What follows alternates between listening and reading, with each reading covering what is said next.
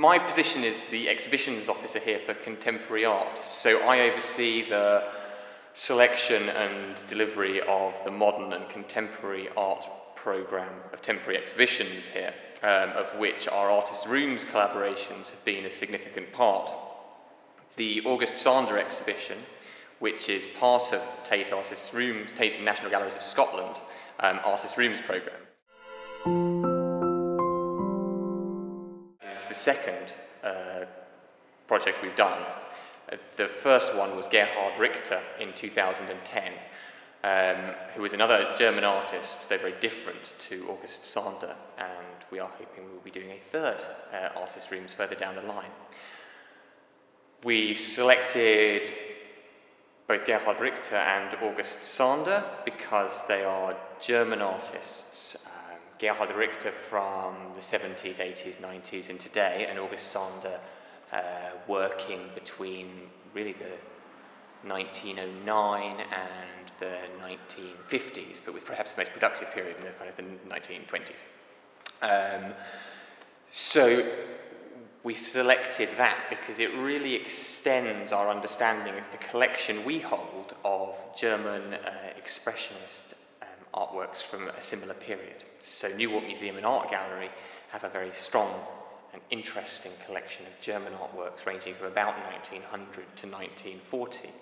And August Sander knew and photographed some of the artists who we hold works of, but he also articulates something about that society which informs and changes the way we understand the paintings that we have here.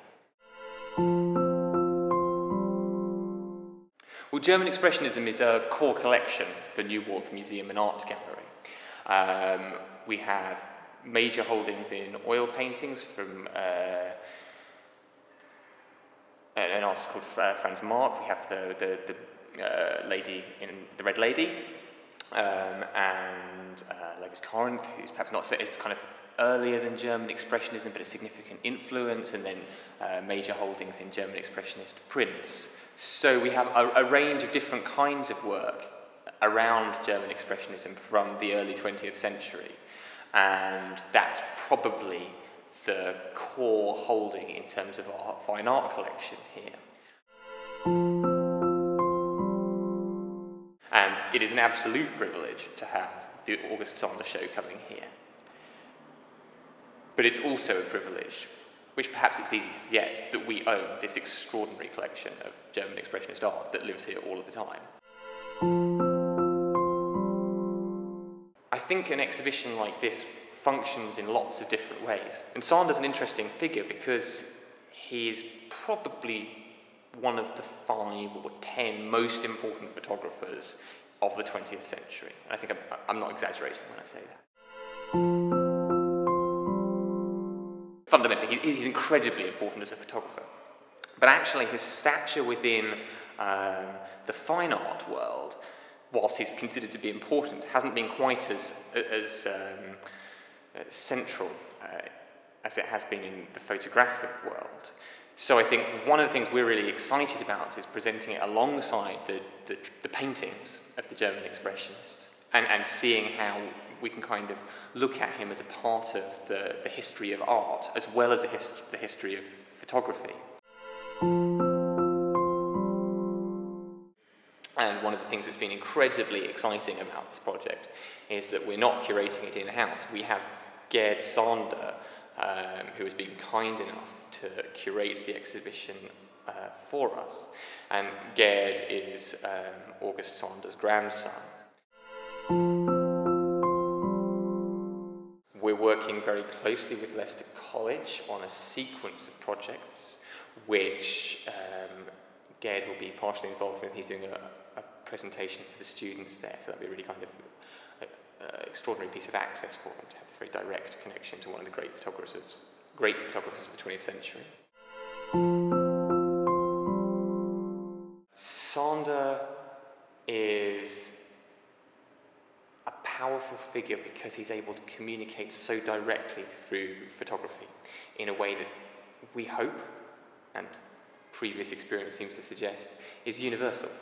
That the experiences these people have, the ordinary kind of ordinariness of it, becomes something very special, that we think of the museum as a place where we see the rarefied and the exceptional.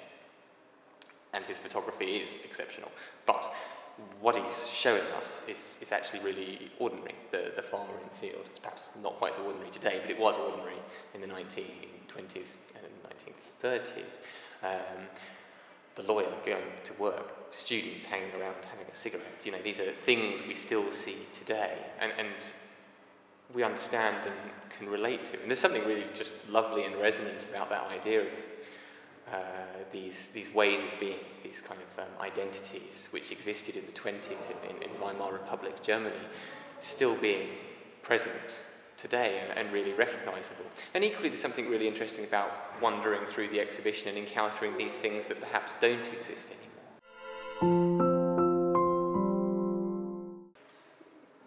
We're hoping for a broad range of responses for an exhibition like this. It's the biggest presentation of Sanders photography in England for at least 15 years.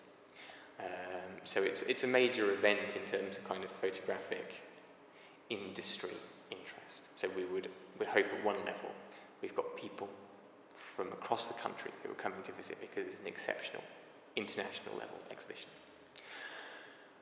We also want to see people who don't know Sanders coming to the exhibition and finding ways to engage and finding ways to tell stories with photography inspired by Sanders. The exhibition of August Sanders' work will take place in Gallery 15, and Gerd has structured the layout for us, and it's going to be a very beautiful, very elegant hang of Sanders' work, narrating in many ways his great project of the people of the 20th century. And we're looking at finding ways to introduce people into that to make it more accessible. So there will be a family guide to ensure that young children who perhaps need some support in engaging with the work have ways into it. And I think we're very much interested in not just the stories that we know are the true stories behind these people, but the stories that they could inspire, the stories that they could be told about them. And in fact, the famous photograph of the three young farmers, there has been a novel written about that photograph, which is lovely. So each of these images can sustain this huge world of creativity around them, and we want to support that happening.